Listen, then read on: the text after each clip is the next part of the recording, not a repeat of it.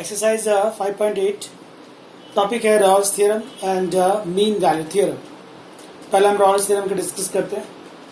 ये Rolle's theorem है। Rolle's theorem apply होगा या नहीं होगा, उसके लिए ये तीन कंडीशन चेक करनी पड़ती है। पहली कंडीशन है एफ कंटिन्यूस होना चाहिए एट क्लोज ए बी पर। दूसरी कंडीशन है एफ डिफरेंशिएबल होना चाहिए एट ओपन ए बी पर। एंड थर्ड है F of A equal to F of b होना चाहिए। अगर ये तीन कंडीशन सेटिस्फाइड हुई तो रॉल थ्योरम अप्लाई होगा। और रॉल थ्योरम है एक ऐसा सी मिलेगा belongs to open A b पर, जिससे एफ डैश सी जीरो हो जाएगा। ये जो लास्ट लाइन है वो रॉल थ्योरम है। ये लास्ट लाइन तक पहुंचने के लिए ये तीन कंडीशन आपको चेक करनी पड़ेगी। ये एक बाजू में मैंने लिखा है आई लेट। आई लेट का फुल फॉर्म में आई इनवर्स है, इनवर्स फंक्शन। एल का मतलब है logarithm function, algebraic function, trigonometric function, exponential function. ये जो फंक्शंस होते हैं आई लेट में, जिसका नाम है inverse, logarithm, algebraic, trigonometric and exponential, ये लोग ऑलवेज कंटिन्यूअस होते हैं एंड ऑलवेज डिफरेंशिएबल होते हैं। इसका खाली नाम लिख के आपको स्टेटमेंट दे देना है, कंटिन्यूअस भी है और डिफरेंशिएबल भी है। उसको प्रूव करने की जरूरत नहीं होती। हमारी जो एक्सरसाइज है 5.8, उसमें दो टाइप के सम्स हैं। एक रॉल्स थ्योरम पर है और एक मीन वैल्यू थ्योरम पर है। तो रॉल थ्योरम अगर आपको करना है तो तीन केस सेटिस्फाइड करने हैं। पहले एफ कंटिन्यूअस होना चाहिए, डिफरेंशिएबल होना चाहिए, f of A equal to F of b होना चाहिए, तो रॉल थ्योरम अप्लाई होगा। और ये है आपका Rolle theorem. C belongs to open A b ऐसा मिलेगा, जिसकी वजह से एफ डैश सी जीरो हो जाएगा। एक एग्जांपल देखते हैं 5.8 एक्सरसाइज में। क्वेश्चन नंबर 1, एफ एक्स दिया गया है आपको x square plus 2x minus 8 and close bracket में -4 से 2 दिया है। उसमें लिखा हुआ है verify the Rolle theorem. Verify करना है, पहले ये तीन कंडीशन चेक करेंगे। पहला, एफ जो फंक्शन है आपको दिया हुआ है, F is a polynomial equation. ये एक पॉलिनोमियल इक्वेशन है।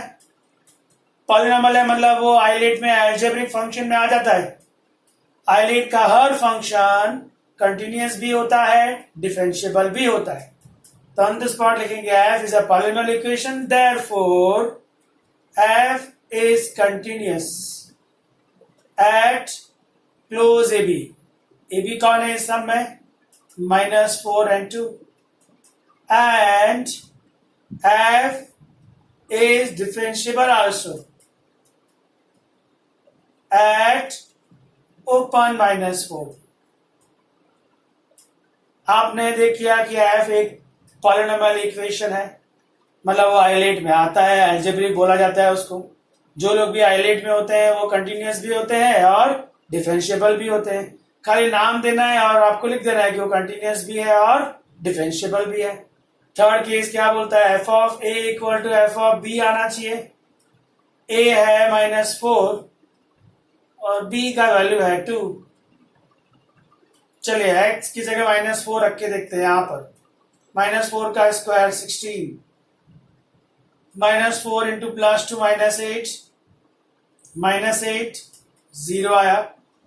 एक्स की जगह 2 रख दीजिए, 4 2 2 4 -8 0 आया। तो आपने लिखा f of -4 equal to F of 2। तो ये जो फंक्शन है वो कंटिन्यूअस भी हो गया, डिफरेंशिएबल भी हो गया, F of A equal to F of B भी हो गया, कंटिन्यूअस है, डिफरेंशिएबल है, F of A equal to F of B है। That means Rolle's theorem can apply. ये आपने अभी तक जजमेंट लिया कि रॉल थ्योरम इस क्वेश्चन में अप्लाई कर सकते हैं।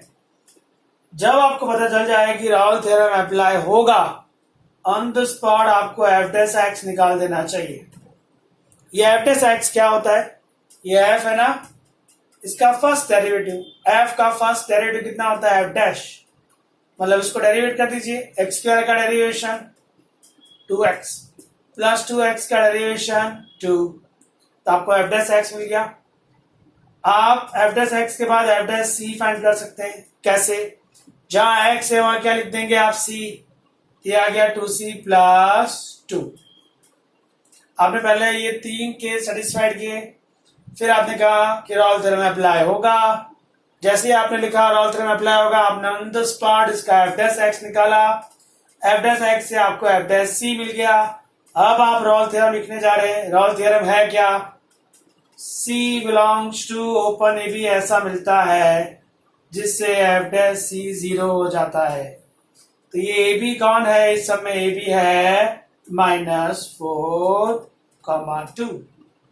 सो एफ डैश सी का वैल्यू है हमारे पास 2c प्लस 2 इक्वल टू 0। 2 आ गया तो -2, डिवाइड किया -1। एक बार चेक करना पड़ेगा कि क्या c का वैल्यू रियली इसके बीच में है या नहीं है। c का वैल्यू -1 आया, इसके बीच में आता है, यस। तो ये इस सम का फाइनल आंसर हो गया। सो रॉल्स थ्योरम अगर आपको अप्लाई करना है, वेरीफाई करके c फाइंड आउट करना है, सबसे पहले आप ये 3 के सेटिस्फाइड करेंगे। ये तीनों सेटिस्फाइड होने के बाद ही आप इस पर जाएंगे। हर क्वेश्चन में एक ही जैसा प्रेजेंटेशन है। एफ दिया होगा, उसका नाम पहचानो, हाईलाइट में आएगा तो वो कंटिन्यूस भी हो गया, डिफरेंशिएबल भी हो गया। फिर एफ ऑफ ए मतलब ए की वैल्यू डालो, बी की वैल्यू ट्रांसफर करो, दोनों सेम आनी चाहिए। सेम अगर आया तो आप लिखेंगे रॉल्स थ्योरम अप्लाई होगा। आपने जब पता चल गया कि रॉल्स थ्योरम अप्लाई होगा, सबसे पहले एफ डैश निकालना है। एफ डैश निकाल दीजिए। एफ डैश का मतलब है इसका फर्स्ट डेरिवेटिव। तुरंत आपको एफ डैश सी मिल जाएगा, मतलब जहां एक्स है वहां पर आपको सी यूज करना है, तो जहां जहां एक्स है वहां सी लिख दिया। अब आप रॉल्स थ्योरम पे जाएंगे।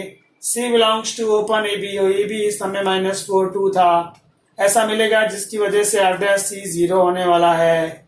एफ डैश सी हमारे पास है, उसका वैल्यू यूज किया तो जो सी मिला, वो सी का वैल्यू इस इंटरवल के बीच में आना चाहिए, तो ही वो एग्जिस्ट करता है। अगर बीच में नहीं आया तो आप एक और लाइन लिखेंगे जिसमें आपको लिखना होगा C does not exist. One more example मैं आपको एक्सप्लेन करता हूं रॉल्स थ्योरम के लिए ही। इसका स्क्रीनशॉट ले लीजिएगा।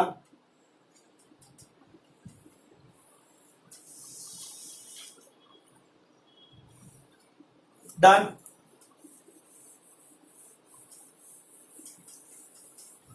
क्वेश्चन है, एक एग्जांपल दे रहा हूं एक्स्ट्रा, एक्सरसाइज के बाहर का सम है। रॉल्स थ्योरम आपको अच्छे से समझ में आ जाएगा। एक ट्रिको का एग्जांपल दे रहा हूं आपको। मान लीजिए एफ एक्स है sine x plus cos x -1, 0 से π/2 कंडीशन दी गई है।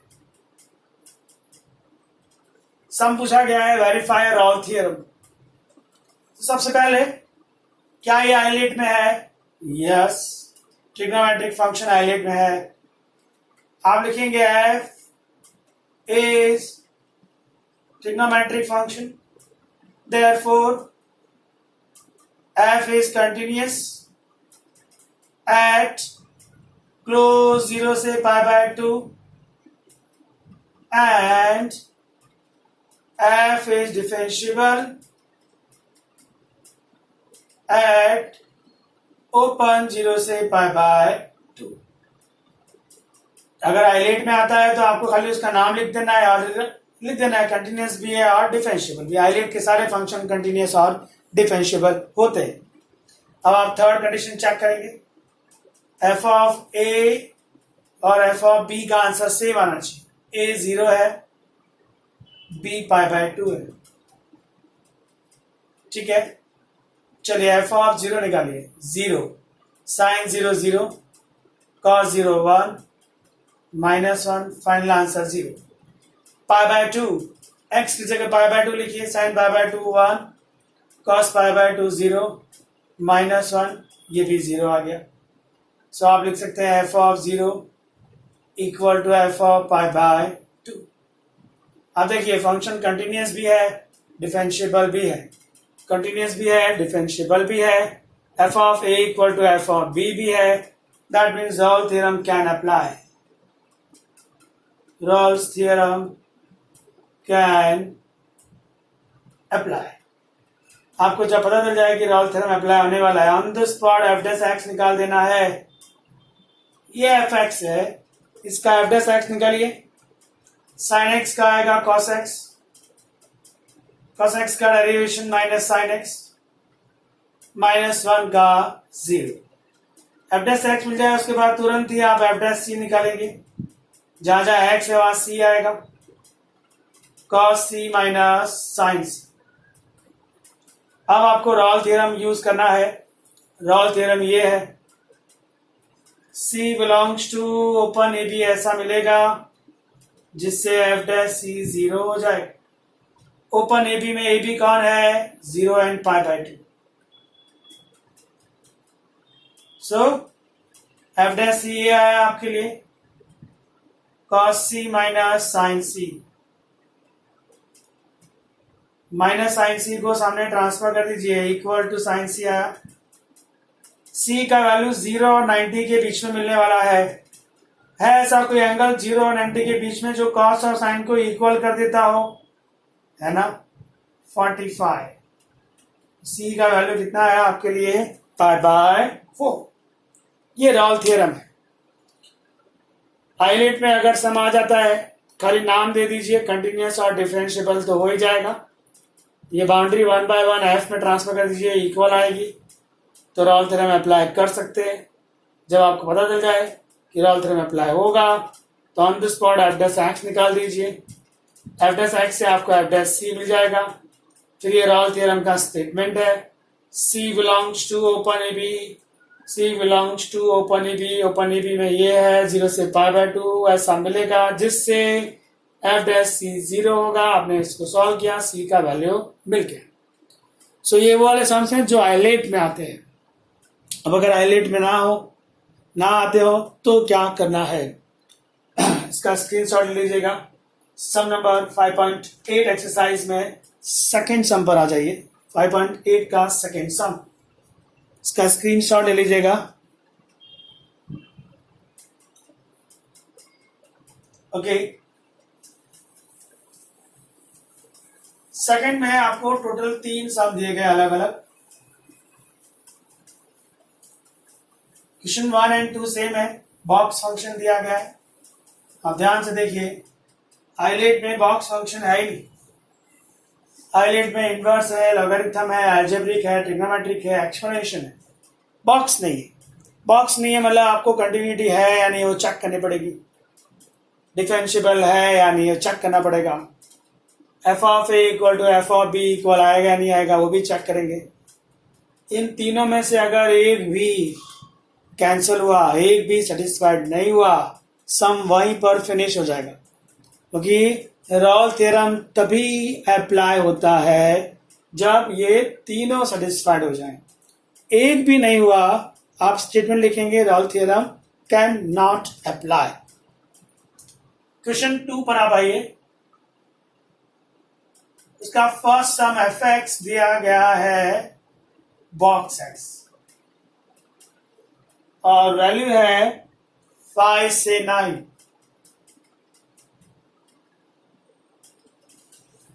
अब ये बॉक्स तो हाईलाइट में नहीं आता, बॉक्स फंक्शन हाईलाइट में उसका नाम ही नहीं है। Inverse, logarithm, algebraic, trigonometric, exponential, पर बॉक्स नहीं है। मतलब आपको कंडीशन कंटिन्यूअस है या नहीं चेक करना पड़ेगा। कंटिन्यूअस से स्टार्ट करते हैं, कंटिन्यूअस है या नहीं। 11 साइंस चैप्टर नंबर 10 में सिखाया आपने ये कंटिन्यूटी क्या होती है। Right hand side limit is equal to left hand side limit होना चाहिए। लेफ्ट हैंड साइड और राइट हैंड साइड लिमिट अगर इक्वल आई तो कंटिन्यूअस फंक्शन बनेगा। अगर मैं लिखता हूं f is a continuous at close 5 to 9, मतलब 5 पर भी कंटिन्यूअस होगा ये फंक्शन, 9 पर भी कंटिन्यूअस होगा ये फंक्शन, और उसके बीच के हर नंबर के लिए भी कंटिन्यूस होगा ये फंक्शन। तो किसी एक नंबर के लिए जरा चेक कर लेते हैं। That x is equal to, check any number, 7 ले लेते हैं। सो आप लिख सकते हैं limit x tends to 7 plus fx and limit x tends to 7 minus fx। 11 science अगर आपको याद हो तो क्या मतलब है 7 प्लस का? इसका मतलब है right hand side limit. 7 plus का मतलब क्या है friends? Right hand side limit. इसका क्या मतलब है? Left hand side limit. ये दोनों आंसर कैसे आने चाहिए? इक्वल, तो ही फंक्शन कंटिन्यूअस होता है। सो कंटिन्यूटी और डिफरेंशियबिलिटी ये जो टॉपिक है वो 11th में भी था। हम right hand side limit equal to क्या प्रूफ करते थे? Left hand side limit. चलिए फंक्शन जो दिया है उसको यूज करते हैं। x tends to 7 plus fx दिया गया है आपको बॉक्स x। 7 प्लस का मतलब है 7 से राइट साइड। 7 से राइट साइड तो कितना राइट साइड? बहुत ही क्लोज, 7.00000001 जितना, बहुत ही क्लोज, वरना आप उसको टाइम्स टू 7 थोड़े लिखते। 7 प्लस का मतलब है 7 से राइट साइड का लिमिट, मतलब 7 से राइट साइड का वैल्यू पर वो लिमिट क्या होगा? तो राइट साइड से कौन सी वैल्यू? एकदम नियरेस्ट वैल्यू 7.000000 समथिंग। आप बताइए ये जो बॉक्स है उसमें 3.4 का बॉक्स क्या आता है? 3 आता है कि नहीं आता है? 6.99 का बॉक्स कितना आता है? 6 आएगा कि नहीं आएगा? 7.00001 का बॉक्स कितना आएगा? 7 आएगा कि नहीं आएगा? तो ये जो है इसका आंसर 7 हो गया। अभी आप लेफ्ट साइड लिमिट की बात करिए। x tends to 7 minus left hand side box. 7 minus मतलब 7 से लेफ्ट साइड का वैल्यू कितना? लेफ्ट साइड एकदम नियरेस्ट 6.9999 समथिंग। ये 6.999 समथिंग का बॉक्स कितना आएगा? 6 ही आएगा ना। तो इसका आंसर कितना आएगा फ्रेंड? 6 आएगा। क्या दिख रहा है? राइट हैंड साइड लिमिट का आंसर 7 आया, लेफ्ट हैंड साइड लिमिट का आंसर कितना आया? 6। क्या right hand side limit is equal to left hand side limit आई? ना। आप क्या लिखेंगे? आप लिखेंगे limit x tends to 7 plus right hand side is not equal to x tends to 7 minus left hand side. मतलब f is not continuous at x equal to 7. 7 जो है वो 5 और 9 इंटरवल के बीच में कहीं ना कहीं तो आता है। एक चीज क्लियर हो गई, f is also not continuous, also not continuous at what? Close 5 to 9. अगर हम बोलते हैं 5 to 9 पर कंटिन्यूस है, इसका मतलब 5 से लेकर 9 तक की हर वैल्यू के लिए कंटिन्यूस है। पर हम लोगों ने देखा 7 पर नहीं है। 7 पर नहीं है मतलब 5 to 9 का हर वैल्यू के लिए कंटिन्यूस नहीं बोला जा सकता। कंटिन्यूस ना होने का मतलब है रोल थ्योरम की पहली कंडीशन सेटिस्फाइड नहीं हुई। दैट मीन्स आप लिखेंगे Rolle's theorem can not apply. Rolle theorem apply नहीं हो सकता जस्ट फॉर एफ कंटिन्यूस होना चाहिए था, जो नहीं है। तो ये जो क्वेश्चन नंबर 2 है उसका फर्स्ट समय इसका स्क्रीनशॉट लीजिएगा। क्वेश्चन नंबर 2 के फर्स्ट में रोल थ्योरम अप्लाई हुआ ही नहीं, सम नंबर 2 में भी नहीं होगा। सेम फंक्शन है बॉक्स एक्स, है या नहीं? वहां पर वैल्यू दी गई है -2 से लेकर +2। 0 के लिए आप चेक करिएगा, ये सम -2 से +2 के लिए दिया गया है, तो एक नंबर 0 ले लिया उसके बीच में से। यहाँ पर 0 प्लस आएगा, यहाँ पर 0 माइनस आएगा, 0 प्लस मतलब 0 से ज्यादा, 0 माइनस मतलब 0 से कम, 0 से ज्यादा कहां पर, राइट साइड, कितना ज्यादा, माइनर 0.0000 समथिंग, उसका बॉक्स तो 0 ही आएगा ना। 0 से कम मतलब माइनस में 1 minus 0 point something, minus 0 point something का बॉक्स कितना आएगा, -1। क्या इक्वल है, आप लिखेंगे 0 पर सम कंटिन्यूस नहीं है, कंटिन्यूस 0 पर नहीं है, इसका मतलब -2 से +2 पर भी वो कंटिन्यूस नहीं है, Raul theorem can not apply. तो ये सम नंबर 2 का सेकंड सम होगा। तो राउल थ्योरम अप्लाई करने के लिए वो तीनों केस सेटिस्फाइड होने चाहिए, अदरवाइज राउल थ्योरम अप्लाई नहीं होगा। आप सम नंबर 3 पे नजर डालो, क्या है सम नंबर 3, fx है स्क्वायर -1 और बाउंड्री दी गई है 1 2। ओके, ये एक पॉलिनोमियल है, मतलब आइलेट में आ जाता है, अलजेब्रिक है, कंटिन्यूस होगा, डिफरेंशिएबल होगा, बट एफ ऑफ ए और एफ ऑफ बी फाइंड करके देखिए कितना आ रहा है, F of a 0 1 -1 0, f of b 4 -1 3, f of 1 is not equal to f of 3. Rawls theorem cannot apply. क्यों अप्लाई नहीं हुआ इस बार रॉल थ्योरम? पहली कंडीशन सेटिस्फाइड हुई, दूसरी भी हुई, पर तीसरी नहीं हुई। आपको तीन कंडीशन सेटिस्फाई होगी तो ही रॉल थ्योरम पे आगे जाना है, वरना नहीं जाना है। तो ये तो बात है रॉल्स थ्योरम की, इसका स्क्रीनशॉट ले लीजिएगा।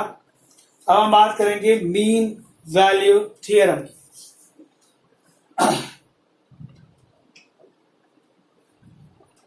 डन।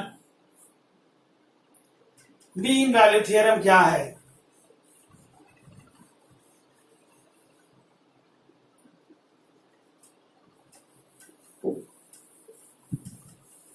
मीन वैल्यू में पहली कंडीशन है एफ कंटिन्यूस होना चाहिए, जैसा कि रॉल थ्योरम में थी। दूसरी कंडीशन है एफ डिफरेंशिएबल होना चाहिए, वो भी रॉल थ्योरम में थी। इसमें तीसरी कोई कंडीशन नहीं, बस ये दो ही है, एफ कंटिन्यूस होना चाहिए, डिफरेंशिएबल होना चाहिए, तो एमवी थ्योरम मिलेगा। और वो ऐसा है, सी बिलोंग्स टू ओपन ए भी ऐसा मिलेगा, जिसकी वजह से f dash c equal to f of b minus f of a upon b minus a हो जाएगा। आप बात कर रहे हैं मीन वैल्यू थ्योरम की। Mean value theorem condition number 1 है f कंटिन्यूस होना चाहिए, कंडीशन नंबर 2 है डिफरेंशिएबल होना चाहिए। बस ये दो ही condition. MV theorem can apply, ये एमवी थ्योरम का statement. C belongs to a भी ऐसा मिलेगा, जिससे f dash c equal to F of b minus f of a upon b minus a होगा। एक्सरसाइज पे चलते हैं, एमवी थ्योरम के सम्स देखते हैं। आप आइए सम नंबर 4 पर। वहां पर एफ एक्स दिया गया है स्क्वायर -4x -3 और ये भी है 1/4।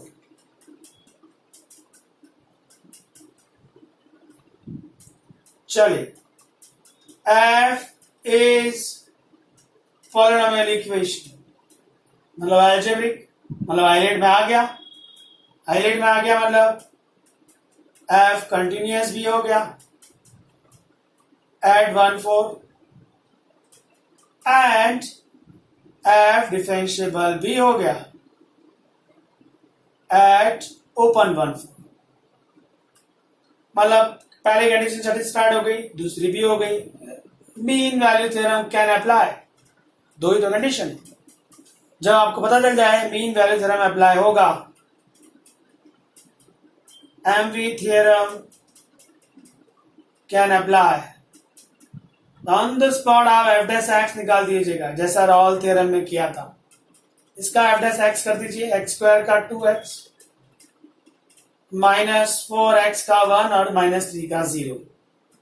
इससे आपको एफ डैश सी मिल जाएगा, जहां x है वहां c। अब आप एमवी थ्योरम का स्टेटमेंट लिखेंगे, c belongs to open A b ऐसा मिलेगा जिससे f dash c equal to F of b minus f of a upon b minus a होगा। ये ए बी कौन है, 1 4 है, लिख दिया। चलिए जो जो वैल्यू आप जानते हैं लिखो, एफ डैश सी ये रहा 2c minus, f of b, b तो 4 है, एफ ऑफ ए 1 है, b minus 2c minus 4, f of 4 यहां पर आ जाइए 16 माइनस 16 माइनस 3, एफ ऑफ 1 पर आ जाइए 1 minus 4 minus 3 upon 4 minus 1 is 3, 2c minus 4, 16 16 cancel, minus 3 बचा, minus 7 and 1 minus 6, minus 6 and minus plus 6, plus 6 and minus 3 is plus 3, 3 3 cancel, 1 आएगा कि नहीं आएगा, 2c minus 4 is 1, 2c is equal to 5 minus 4 सामने गया, so c is equal to 5/2। Check करिए 5/2 इसके बीच में आना चाहिए। 5/2 का मतलब है 2.5, 2.5 1 और 4 के बीच में आता है। बीच का मतलब मिडिल पॉइंट नहीं हो, 1 और 4 के बीच में कहीं भी आ सकता है। तो ये एमवी थ्योरम है, आपको जस्ट आइलेट का नाम दे देना है, कंटिन्यूअस और डिफरेंशिएबल हो जाएगा। 2 केस सेटिस्फाइड होंगे तो एमवी थ्योरम कैन अप्लाई हो जाएगा। जैसे ही आपको पता चले कि एमवी थ्योरम अप्लाई हो सकता है, on the spot F dash x निकाल दीजिए, एफ डैश एक्स से आपको एफ डैश सी मिल जाएगा, जहां जहां एक्स है वहां सी लिखेंगे आप। फिर ये एमवी थ्योरम का स्टेटमेंट लिखा जाएगा, उसमें जो जो वैल्यू आप जानते हैं लिख दीजिए, एफ डैश सी जानते हैं, ए और बी का वैल्यू आप जानते हैं, फिर एफ ऑफ 4 और एफ ऑफ 1 तो यहां से मिल जाएगा। फिर एक सिंपल कैलकुलेशन है, आपको सी ढूंढना है, सी का जो वैल्यू है वो इस ओपन ब्रैकेट के बीच में से कहीं भी आ सकता है, उसकी बाउंड्री क्रॉस नहीं करेगा। इसका स्क्रीनशॉट लीजिएगा। एक और एमवी का सम समझाता हूं मैं आपको, question number 5।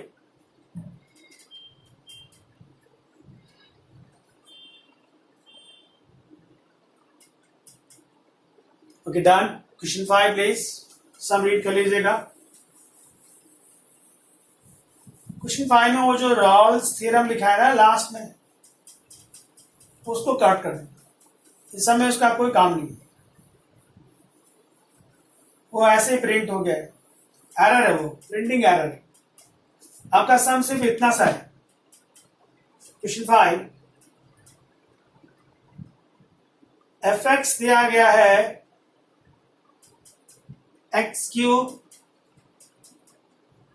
Minus 5x square minus 3x, और ये भी दे दिया आपको 1 3। वेरीफाई मीन वैल्यू थ्योरम, बस इतना ही सम है। वो जो रॉल थ्योरम का नाम लिखा है वो सब मिसप्रिंट है, उसकी कोई जरूरत। सो सम है आपका x cube minus 5x square minus 3x। Clearly f is a polynomial equation. Therefore, f is continuous at close 1 3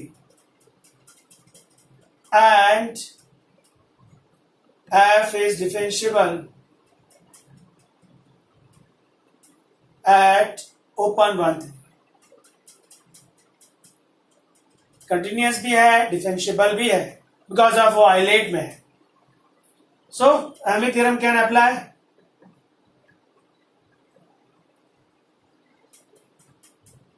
जब आपको पता चल जाएगा कि एमवी अप्लाई होगा, on the spot F dash x निकाल दीजिए। इसको डेरिवेट कर दीजिए, एक्स क्यूब का 3x square minus tan x minus 3, उससे आपको एफ डैश सी मिल जाएगा, 3c square minus tan c minus 3। Done. अब एमवी का स्टेटमेंट आए, C belongs to open AB, ये AB है 1 3, implies f dash C equal to f of B minus f of A upon B minus A होगा। जो जो आप जानते लिख दीजिए, f dash C ये रहा, 3c square minus tan C minus 3, B का वैल्यू 3 है, A का वैल्यू 1 है, 3 minus 1 2, 3c square minus tan C minus 3, f of 3 यहां से आ जाइए, 27, 9 into 5 45, माइनस 9 माइनस 1 रख दीजिए, 1 minus 5 minus 3 divided by 2, 3c square minus tan c minus 3, इसको सबको कैलकुलेट करना है आपको। This minus 18 minus 27 minus 8 minus 7 plus 7 minus 20 by 2 minus 10, minus 10 आया, 3c square minus tan c minus 10 को यहाँ लिया, प्लस 7, 7 3 21 का फैक्टर tan चाहिए, सिंपल फैक्टर है, 7 3 ही आएगा, इन दोनों में से c common, so 1 common,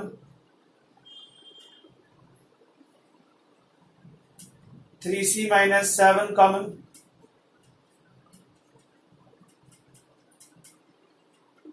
from this c का वैल्यू 7 by 3 आया, एंड यहां से c का वैल्यू 1 आया।